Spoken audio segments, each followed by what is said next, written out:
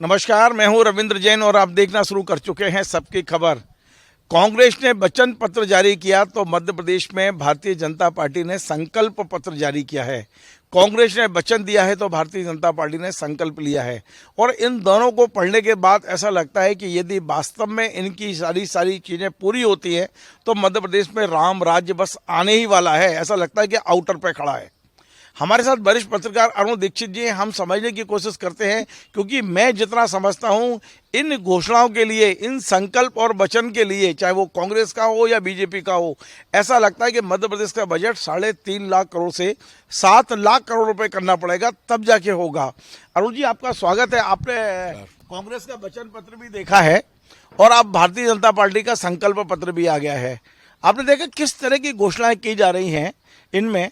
क्या ये जो बजट मध्य प्रदेश का है, जो संसाधन मध्य प्रदेश के पास हैं, उससे इन वचन पत्रों संकल्पों को पूरा किया जा सकता है?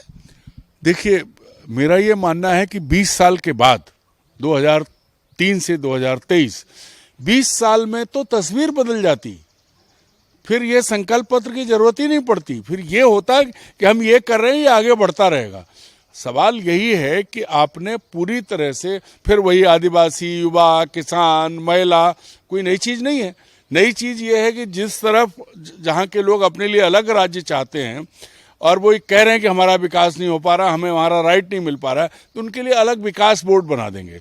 मतलब कुछ लोगों को और रोजगार दे देंगे, लेकिन स्थानीय लोगों को कोई फायदा नहीं होने वाला।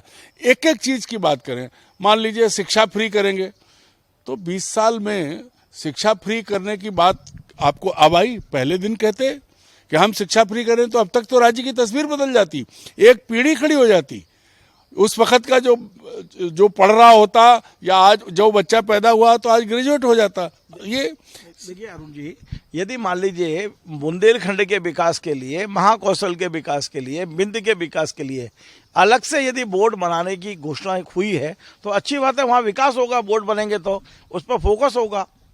रवीन जी, ये फैशन है बोर्ड बनाना। अभी आपको पता है कितनी जातियों के बोर्ड बने हैं? परशुराम बोर्ड, महाराणा प्रताप बोर्ड, नाई, धोबी, मोची, सब जातियों के लिए। तो इसमें नए वाले में जैन कल्याण बोर्ड भी है। अब बताइए, जैन का कल्याण इनके हाथ में है, ये करेंगे जैन का कल्याण।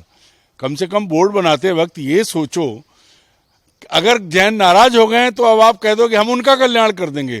भाई अपनी सीमाओं में सोचो। जैनियों का कल्याण करना किसी सरकार के बूते का नहीं है। और ये सिर्फ बातें इनको सब समझते हैं। जो सबसे बड़ी चीज जो मैं कह रहा था कि हर स्तर पर महिलाओं को आप मुफ्त शिक्षा दोगे, कन्यादान का पैसा बढ़ाओगे, आप वृद्धावस्था पेंशन बढ़ा रहे हो, आप लाडली बहना योजना का 1 लाख से 2 लाख किया है। हाँ, उसका 1 लाख से 2 लाख किया है। आप सबसे बड़ी चीज ये है कि ये क्यों नहीं कहते इस वचन संकल्प पत्र में कि हम हर बच्ची, हर महिला को सुरक्षा देंगे। मध्य प्रदेश में 4 महीने की बच्ची से लेकर 90 साल की वृद्धा के साथ तक बलात्कार हो रहा है, इन्हीं मुख्यमंत्री के रहते। ये क्यों नहीं कह पाते? दावा करते हैं हमने कि कानून वो तो कह रहे हैं कि दुराचारियों को फांसी पे लटका दूंगा, जमीन में गाड़ दूंगा। रविंद्र जी, कितने लटक गए? अभी 2 दिन पहले अखबार में छपा था, जो मेरी बहनों की तरफ उंगली उठाएगा उसकी वो कर दूंगा। क्या किया? 4 बलात्कार की खबरें छपी थी। हमारी श्रीमती जी ने कहा मतलब ये कि उंगली उठाओगे तो करेंगे, बाकी चौचाई कर लो। ये मुख्यमंत्री का कहना। इन्हें शर्म आनी चाहिए कि जो परिस्थितियां हैं उनमें जब आप दावा करते हैं महिलाओं को लेकर के, क्या किसी महिला की आबरू, इज्जत, सुरक्षा की कीमत 1200, 1250, 1500 या 3000 है? चाहे कांग्रेस हो चाहे बीजेपी, क्यों नहीं महिला सुरक्षा, बच्ची सुरक्षा की बात करते हैं? क्यों नहीं ये कहते हैं कि राज्य को हम ऐसा भयमुक्त वातावरण देंगे जहां बच्चियां आराम से, महिलाएं आराम से आ जा सकें, निर्द्वंद होकर घूम सकें? देखिए, आज की घोषणा में एक घोषणा बड़ा महत्वपूर्ण ये भी हुई है कि इंदौर और भोपाल के बाद अब ग्वालियर और जबलपुर में भी पुलिस कमिश्नर प्रणाली लागू होगी। हो सकता है उससे और ज्यादा सुरक्षा मिले लोगों को। रवीन जी, क्या बदल गया इंदौर में और क्या बदल गया भोपाल में? नाइट कल्चर आया इंदौर में। नाइट कल्चर के बाद क्या हो रहा है? इंदौर तो वैसे भी सराफे की चाट में लोग नाइट कल्चर में जाते ही थे, वो सामाजिक जीवन के हिस्से थे। सामान्य इंदौर का आदमी सराफा बंद होने के बाद परिवार के साथ जाता तक नहीं जाता था। भोपाल में आप बताइए, हम और आप रह रहे हैं। तो इस पूरे घोषणा पत्र में आपको कुछ भी अच्छा नहीं लग रहा है? नहीं, मैं ये कह रहा हूं कि कोई पहली बार ये बात कर रहा होता, अगर पहला चुनाव लड़ने वाली पार्टी इन सब बातों की बात करती तो मानता कि हाँ कुछ अच्छी चीजें हैं। 20 साल से आप हो, 20 साल से आपके घोषणा पत्र में आप इतनी चीजें नहीं कर पा रहे। क्या 20 साल में आप इतनी खुशहाली नहीं ला सकते थे कि आपको किसी महिला को 1250 रुपए देने की जरूरत न पड़ती, उसका पति सक्षम रहता। एक बहुत महत्वपूर्ण घोषणा हुई है जो बहुत दर्शकों को भी बताना है और आपको भी पता नहीं जानकारी है कि नहीं। मुख्यमंत्री जी ने सरकारी सर्विस में, नौकरियों में 35% महिलाओं को आरक्षण देने की घोषणा कर दी है। पुलिस में 35% और शिक्षकों में 50% तक की बात की है उन्होंने। मतलब आधी आबादी पर कितना फोकस है सीएम का कि हर तरह से उनको लाडली बहना, लाडली लक्ष्मी, सरकारी सर्विस, तो इतना सब करने के बाद कम से कम मध्य प्रदेश के आधे वोट तो सुरक्षित हो गए उनके लिए। सवाल ये है कि ये आज क्यों आया? ये काम तो मुख्यमंत्री जो है 2020 में जब चौथी बार बने थे तब भी कहते, और जो बातें कही हैं ये सिर्फ चुनाव के वक्त, ये घोषणाएं सिर्फ चुनाव के लिए। भाई मैं कहता हूं ना, जो पहली बार आता वो ये कहता कि मैं ये करूंगा। 2005 से शिवराज सिंह मुख्यमंत्री हैं, 15 महीने को छोड़ दो, इस अवधि में बच्चा पैदा होकर जवान हो जाता है, वो अपना काम करने लगता है, और आप अभी तक वहीं लटके। बहुत अच्छी घोषणाएं हैं, लेकिन ये घोषणाएं आप ये मानिए कि आप असफल रहे हैं, आप नहीं कर पाए 20 साल में उसके बाद। क्योंकि अगर एक अच्छी सरकार होती तो प्रदेश में जो ये दावा है कि हम खुशहाली लाए, हमने बीमारू राज्य से बाहर निकाला, तो फिर अपना दावा खुद ही कंट्राडिक्ट करते हैं। 5 करोड़ 18 लाख लोगों को मुफ्त भोजन दिया, उसमें आप 1 करोड़ 32 लाख महिलाओं को 1250 रुपए दे रहे हैं। अगर आपने काम किया होता तो जिस महिला को आप पैसा दे रहे हो, या तो वो पढ़ लिख के अपने पांव खड़ी होती, या उसका पति इतना सक्षम होता कि वो अपना परिवार पाल सके। क्योंकि ना तो आप नए रोजगार के अवसर बना पाए, ना आप किसानों का भला कर पाए, महिलाओं के साथ बलात्कार नहीं रोक पाए, उनकी पढ़ाई की व्यवस्था। मैं चुनौती देता हूं शिवराज सिंह चौहान को, मुख्यमंत्री को, एक नागरिक की हैसियत से, वो ये बताएं कि जितने महिला महाविद्यालय हैं उसमें आधे पद खाली क्यों हैं। इनसे इस तरह की बातों से होगा? जमीनी हकीकत कुछ और है। संकल्प पत्र जारी कर दिया। मैं अभी आम नागरिक के हिसाब से सवाल से पूछ रहा हूं कि उनके अपने इलाके में सारे जो डिग्री कॉलेजेस हैं उसमें पद भरे हैं क्या? शिक्षा की व्यवस्था, आज आप गारंटी दे रहे हो कि मुफ्त शिक्षा देंगे, लेकिन ये इंश्योर करोगे कि अच्छी शिक्षा देंगे? अरुण जी, लेकिन ऐसा लगता है कि आप उनके प्रति ज्यादा नाराज हैं। एक मेरा सवाल यह है, कांग्रेस के घोषणा पत्र में कौन सी वो हैं? कांग्रेस के घोषणा पत्र में भी यही सारी चीजें हैं, और ऐसा लगता है कांग्रेस की बात नहीं, मैंने दोनों की बात की है, दोनों की बात की। मैं वही कह रहा हूं कि वो भी वही चीजें लाए। मान लिया कि साहब 15 साल से वो बाहर थे, 20 साल हो गए, तो उनको थोड़ा वेटेज मिल सकता है कि हाँ भाई उनके पास मौका नहीं था। आप तो लगातार चले आ रहे हैं। मैं व्यक्तिगत ना किसी से नाराज हूं, मैंने आपके पहले कहा कि मेरी सबसे मित्रता है, लेकिन जब बात महिलाओं की सुरक्षा की आती है, बेटियों का बाप हूं, जब खबर पढ़ता हूं तो गुस्सा आता है। आप समझिए, आप भी, आपके घर में भी आप बेटियां लाए हैं। आप सोचिए कहीं हमारी बहन बेटी जा रही हो और हम घर में बैठ के ये सोचते हैं अरे सही सलामत राजधानी हो, इंदौर हो, ग्वालियर हो, जबलपुर हो। 20 साल में तो आप ऐसा एटमॉस्फेयर बना सकते थे कि परिस्थितियां ऐसी बनती। आपने कानून बना दिया, उस कानून पर आगे क्या हो रहा है? छोटे निचली अदालत में फांसी की सजा हो गई, ऊपर अटका हुआ है, कोई फॉलोअप नहीं है, उसकी कोई मॉनिटरिंग नहीं है, कोई व्यवस्था नहीं है। मतलब कहने को, दावा करने को आप बहुत हैं, लेकिन सरकार अगर मॉनिटरिंग की व्यवस्था करे। मैं एक बात इससे हट के बहुत महत्वपूर्ण सवाल मैं पूछना चाहता हूं, क्या चुनाव आयोग को ये अनिवार्य करना चाहिए कि जो घोषणा पत्र, संकल्प पत्र, वचन पत्र आते हैं उसे कानूनी जामा पहना देना चाहिए? जो सरकार ये नहीं करे, या जो पार्टी ये इसका पालन नहीं करे सत्ता में आने के बाद, उसे अगले चुनाव के लिए अयोग्य कर देना चाहिए? नहीं, ये देखिए लोकतंत्र है, चुनाव आयोग। तो ये झूठ कब तक बोला जाएगा? पब्लिक को सपने कब तक बेचे जाएंगे? ये फैसला जनता को ही करना है। मैं आपको बताता हूं, यूरोपीय देशों में छोटे दो, मिजोरम में देख लीजिए आप, चुनाव हो रहा है, भारत का ही हिस्सा है, वहां ऐसा कुछ नहीं है। वहां पब्लिक फोरम पे आके दोनों को एक साथ बैठा के बात करते हैं कौन क्या करेगा। वहां तो हमारे प्रधानमंत्री जी इस बार गए ही नहीं बेचारे।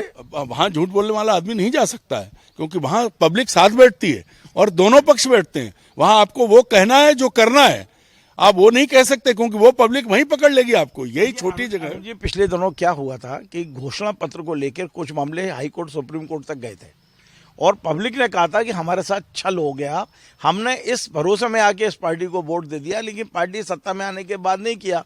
तो ये मामले हाई कोर्ट भी पहुंचे, सुप्रीम कोर्ट भी पहुंचे। तो पार्टियों ने एक तरीका निकाल लिया नया, उनने अब अपने जो घोषणा पत्र है उसका नाम घोषणा पत्र ही हटा दिया। एक ने कह दिया वचन पत्र और एक ने बोल दिया संकल्प पत्र।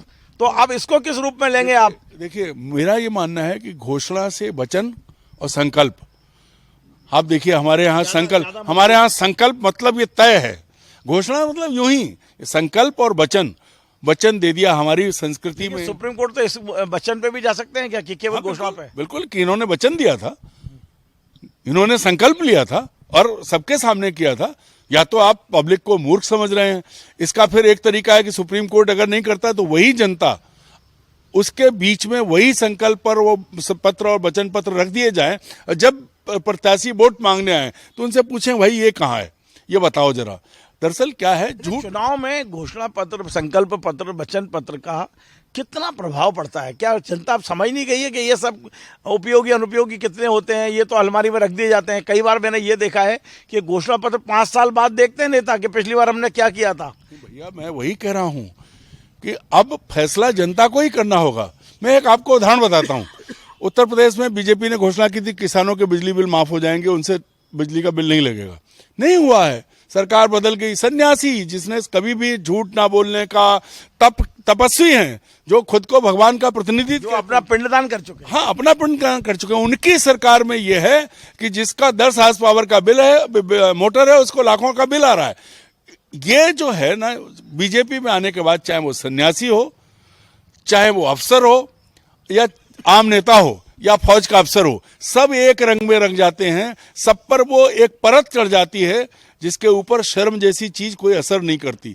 अन्यथा एक बात बताइए, आप ये मत सोचिए कि मैं गुस्से में हूं।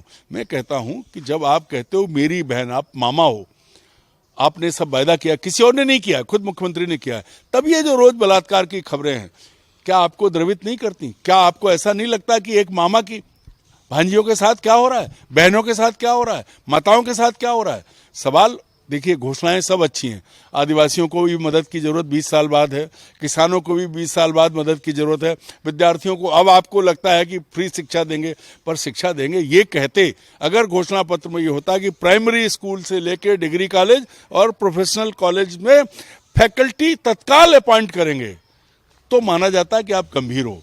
आपने कह दिया हम मुफ्त में घोषणा देंगे, शिक्षा देंगे, लेकिन स्कूल में टीचर नहीं होगा, कॉलेज में प्रोफेसर नहीं होंगे, कौन पढ़ाएगा? अतिथि शिक्षक जिनको आप पूरा वो नहीं दे रहे हैं। तो ये जो एडहॉकिज्म है, मतलब तदर्थवाद है, ये जो है ना, इससे बचना चाहिए था। सरकार को ये कहना चाहिए था कि हर अस्पताल में डॉक्टर होगा, दवा मिलेगी, हर स्कूल में मास्टर होगा, शिक्षा मिलेगी, हर कॉलेज में प्रोफेसर होगा, शिक्षा मिलेगी, सरकारी कर्मचारी पटवारी बिना पैसे लिए काम करेगा, इसकी गारंटी हम देते हैं। विकास बोर्ड बना रहे हैं। मध्य प्रदेश का मुख्यमंत्री अगर एक पॉकेट को कैटर नहीं कर सकता, उनकी जनभावना के अनुरूप काम नहीं कर सकता, तो वो बोर्ड किसके तहत होगा? क्या बोर्ड अलग से सरकार होगी? नहीं, बोर्ड में कुछ नेता तो बैठ ही जाएंगे ना, कुछ एडजस्ट हो जाएंगे। मैं वही कह रहा हूँ कि लोगों को काम दे दोगे आप, ऐसे बहुत सारे लोग बना दिए। अब आप सोचो, परशुराम बोर्ड में एक पंडित जी बैठ गए, माटी कला बोर्ड में एक प्रजापति जी बैठ गए, क्या किया उन्होंने? अगर हम और आप बहुत खोजी पत्रकार हैं, आप जरा निकालिए तो इन बोर्ड्स का क्या हाल है। ये सिर्फ आईबाज, जिसको कहते हैं दिखावा और छलावा है। क्योंकि जो बोर्ड बुंदेलखंड, महाकौशल और बिंद के लिए बनेगा, उसमें नेता बैठ जाएंगे, इसके आगे क्या होगा? गौ संवर्धन बोर्ड बना हुआ है, गायों की हालत क्या है? तो ये सिर्फ दिखावा और कहने की चीज है। होता ये कि हाँ, हम इंश्योर करेंगे कि इन तीनों इलाकों में जो पिछड़ापन है, आके प्रधानमंत्री भी बात कहते हैं कि तरसा दिया बुंदेलखंड को। अगर उन्होंने तरसा दिया तो आपने 10 और 20 साल में क्या किया? अगर उन्होंने तरसाया तो उनको जनता ने लात मार के बाहर किया, नहीं आ पाए। आप हो तो आप ये बताओ कि आपने ये कर दिया है और इसकी वजह से ये फायदा हुआ है। सारी चीजें वो हैं जो जिनको कर आज 20 साल के बाद इन्हें जो कहना चाहिए था कि कोई अस्पताल, कोई स्कूल, कोई प्रोफेशनल इंस्टीट्यूट। सबसे बुरी बात मालूम क्या है कि मध्य प्रदेश में शिक्षा की स्थिति इतनी खराब है कि व्यापम, नर्सिंग, पटवारी, ये सब घोटालों से जाना जाता है। एक जमाने में सागर विश्वविद्यालय की साख होती थी। आज आप बताओ, आप तो पैदाइशी मध्य प्रदेश के हो, उम्र का 6ठा दशक देख रहे हो, बताओ कौन सा एक इंस्टीट्यूट है जिसका आप डंके की चोट पर नाम लोगोगे बहुत अच्छा है? ये क्या है? मुख्यमंत्री मध्य प्रदेश में पैदा हुए, यहीं पढ़े लिखे, यहीं के माटी के पूत हैं, तो उनको ये बताना चाहिए था कि हम ये कर रहे हैं, ये हमने कर दिया, ये हम करेंगे। और अगर किया होता तो आज मोदी के मन में मध्य प्रदेश नहीं होता। आज जो पहले था ना शिवराज का परिवार, वो नारा चलता, वो क्यों पीछे हटा और क्यों बदला? भले ही बीजेपी नेतृत्व ने बदला, क्योंकि उन्हें भरोसा नहीं था कि जो मुख्यमंत्री जी ने अब तक कहा और किया है उस पर जनता उनके साथ है। सबसे बड़ी बात, बहुत अच्छा है संकल्प पत्र। सारे संकल्प अगर अगले 5 साल में पूरे कर दें तो मैं तो सबसे अपील करूंगा कि इनको वोट दो। लेकिन संकल्प पत्र नहीं है ये पत्र जो है ना, ये धोखा पत्र है। क्योंकि आप बता तो सब दोगे, दोनों दलों की बात कर रहा हूं मैं, एक की बात नहीं कर रहा हूं। उनका वचन पत्र हो, इनका संकल्प पत्र हो, वो 15 महीने में जब तक सीधे होते सरकार चलेगी, मान लिया। लेकिन प्रैक्टिकल कहाँ है? आप बताओ पैसा कहाँ से आएगा? आप ही ने कहा कि बजट कहाँ ले जाओगे, जितना बजट है उससे ज्यादा कर्जा है। अश्विनी वैष्णव आते हैं, रेल मंत्री, वो सफाई देते हैं, वित्त मंत्री आती है, वो बताती हैं अच्छी स्थिति है, और यहाँ हर चीज का कर्ज पे है। और आप बताइए, जो पुरानी पेंशन और जो छात्रवृत्ति और वो तक बट नहीं रहे हैं, क्योंकि सारा पैसा इधर चला गया। तो ये जो चीजें हैं ना, इनको आप ये ऐसे मत समझिए। सामान्य नागरिक के तौर पर मैं ये सोचता हूं कि सरकार कहती कि हम इंश्योर करेंगे मेडिकल, एजुकेशन, ये सब, बाकी किसी चीज की जरूरत नहीं है। जिस महिला को 1250 दे रहे हैं, उसके पति को 12,000 रुपए महीने की नौकरी अगर इंश्योर कर दी जाती तो परिस्थितियां अलग होती। चलिए, एक आखिरी सवाल और बड़ा महत्वपूर्ण है।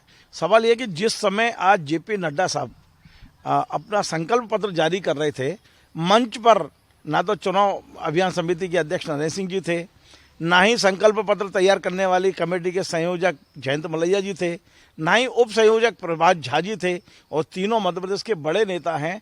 इनकी अनुपस्थिति को किस रूप में देखते हैं? अब देखिए, अगर सामान्य बात करें तो मलैया जी भी चुनाव लड़ रहे हैं, तोमर साहब भी चुनाव लड़ रहे हैं, प्रभात झा शायद उधर दौरे कर रहे हैं, सामान्य जवाब होगा। लेकिन से मेरी बात हुई थी, उन्होंने कहा था कि आज के दिन मैं शमशान पे दीपक लगाता हूं, इसलिए मैं ग्वालियर आ गया हूं। हाँ, मेरी भी बात हुई कल, उन्होंने कहा मैं ग्वालियर में हूं। तो मैं ये कह रहा हूं कि ये एक बड़ा मैसेज भी है। नड्डा जी तो चल के दिल्ली से आ गए, लेकिन आपने कहा वो चुनाव लड़ रहे हैं, प्रहलाद पटेल चुनाव लड़ रहे हैं, वो उपस्थित थे, फग्गन सिंह जी चुनाव लड़ रहे हैं, वो उपस्थित थे, शिवराज जी चुनाव लड़ रहे हैं, वो उपस्थित थे। मैं आपकी यही आगे बात कहने जा रहा था। मैं जो आपने कह दी, अब जैसे नरेंद्र सिंह तोमर को ले लिए, पिछले दिनों में उन पर 3 हमले हो गए। व्यक्तिगत परिवार पर जो बेटे का जो सीडी आई है और उसको लेके उसकी सुना है कि किस्तें, दूसरी किस्त भी जारी कर दी गई है। इससे पहले उनके इलाके में जो गोलीकांड के बाद जो कुछ हुआ है, तो अब मलैया जी भी पिछला चुनाव हारने के बाद दोबारा उनको मिला है, और क्यों मिला है टिकट आप भी जानते हैं और हम भी जानते हैं। प्रभात झा के साथ जो हुआ है वो दूसरी उमा भारती है। उमा भारती के साथ आप देखिए क्या स्थिति है कि बेचारी को ले तक नहीं गए मंच से। इतना एक साध्वी का अपमान ये बीजेपी ही कर सकती है और कोई नहीं कर सकता है। और उससे बड़ी बात यह है कि वो इस अपमान को सह रही हैं, ये भी बड़ी बात है। वरना भाई संतन को कहाँ सीकरी सो काम, क्या मतलब है? उमा भारती को तो मतलब वो जो जिस स्वभाव की है उसी स्वभाव से बात करनी चाहिए थी। लेकिन तो जो नड्डा जी आए, हमने तो ये सुना था कि खुद प्रधानमंत्री जी करने वाले थे, लेकिन चूंकि परिस्थितियां बदल गई हैं, वो जो मोदी के मन का मध्य प्रदेश का नारा है वो भी गड़बड़ हो रहा है, क्योंकि नीचे से कुछ कुछ चीजें उभर के आ रही हैं, इसलिए वो नहीं आए और नड्डा जी आए। हाँ, अब देखिए, पहले ये सुना था कि मोदी जी आके इस संकल्प पत्र का विमोचन करेंगे, इसको जारी करेंगे, ताकि ये मोदी की एक गारंटी बन जाएगा। मोदी गारंटी जैसी तमाम गारंटियां चल रही है ना, तो वो गारंटियों में एक हो जाएगा। अभी तक था कि मोदी के मन में मध्य प्रदेश के मन में मोदी, और एक था बहुत सर्वमान्य नारा, मोदी है तो मुमकिन है। पर मध्य प्रदेश में उल्टा हो रहा है। मध्य प्रदेश का भाजपा कार्यकर्ता कह रहा है मोदी है तो मुश्किल है।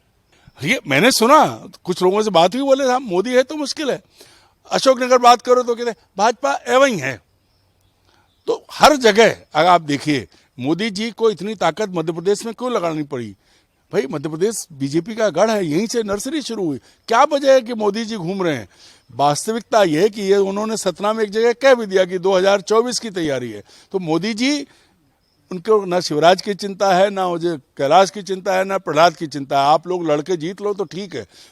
उनका टारगेट अर्जुन की आंख की तरह मछली पर टिकी हुई है।